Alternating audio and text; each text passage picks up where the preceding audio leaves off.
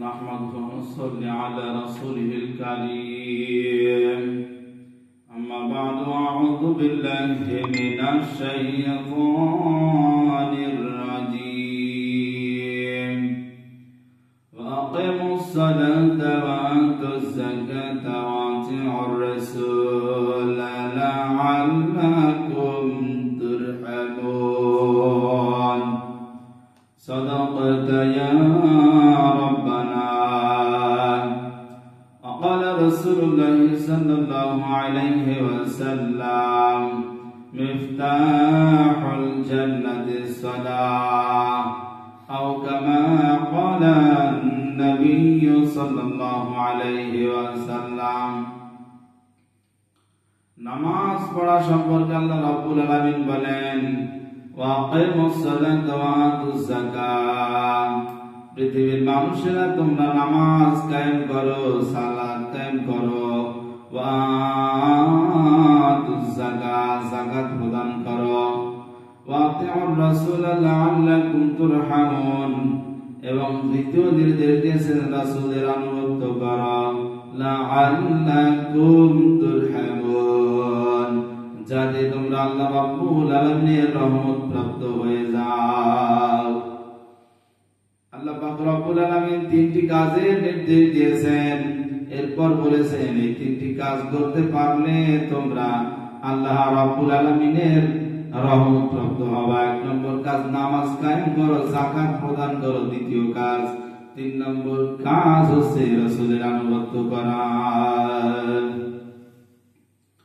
এরপর আল্লাহ পাক আরো বলেন হাফিজু আলাস সালাওয়াতি ওয়াস সালাতিল উসতা ওয়া কুমু লিল্লাহি কানিতিন।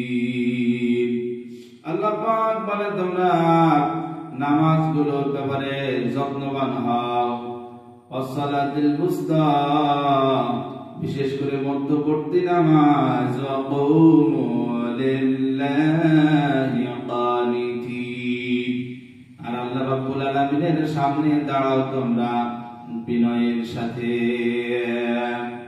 আল্লাহ পাক আরো বলেন তোমরা নামাজ পড়বে জামাতের সাথে, ওয়াকিমুস সালাতা ওয়া আতুজ যাকাতা ওয়ারকাউ মা'আর রাকিঈন।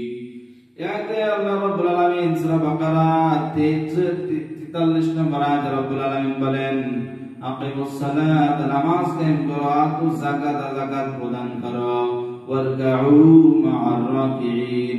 এর ব্যাখ্যা মুফাসসিরিনে কিরাম বলেন সাল্লু মা'আল মুসাল্লিন, অর্থাৎ নামাজ আদায় করো, সালাত আদায় করো, জামাতের সাথে আদায় করো।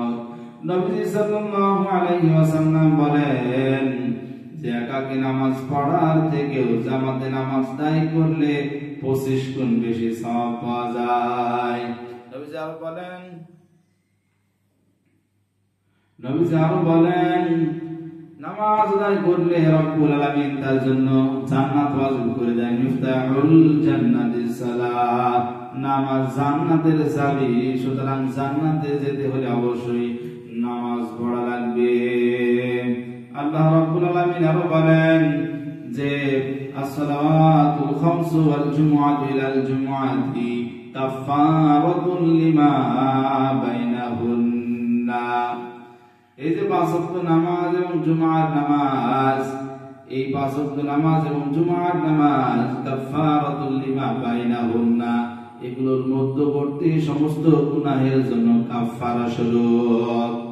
5 ওয়াক্ত নামাজ কেউ যদি পড়তে পারে, মধ্যবর্তী যত গুনাহ হবে আল্লাহ রাব্বুল আলামিন এই নামাজের ওসিলায় maaf করে দিবে।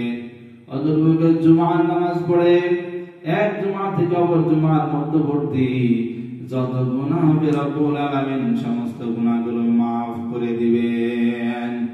আল্লাহ রাব্বুল আলামিন আরো বলেন যে তোমরা তোমাদের সন্তানদেরকে যখন 7 বছর বয়স হবে নামাজের অনুমতি দাও, যখন 10 বছর হয়ে যাবে যদি নামাজ না পড়ে তাদেরকে মারধর করবা, তবে বেশি মারধর করা যাবে না। রাসূল বলেন قال রাসূলুল্লাহ সাল্লাল্লাহু আলাইহি সাল্লাম মুরু আওলাদাকুম বিস-সালাতি ওয়া হুম আবনাউ 7 সিনিন, যখন তোমাদের সন্তানদের 7 বছর বয়সে পৌঁছায় তখন তাদেরকে সালাতের আদেশ করো, ওয়াদরিবুহুম আলাইহা ওয়া হুম আবনাউ 10 সিনিন।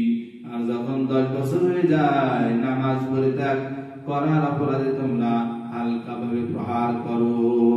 ওয়া ফাররিকু বাইনাহুম ফিল মাদাজি'i, আর তোমরা তাদের শোয়ার বিছানা পৃথক করে দাও।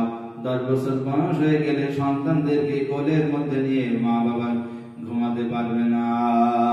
আল্লাহ রাব্বুল আলামিন আমাদের সকলকে নামাজ গুরুত্ব সহকারে আদায় করার তৌফিক দান করুন। আমিন। আসসালামু আলাইকুম ওয়া রাহমাতুল্লাহি ওয়া বারাকাতুহু।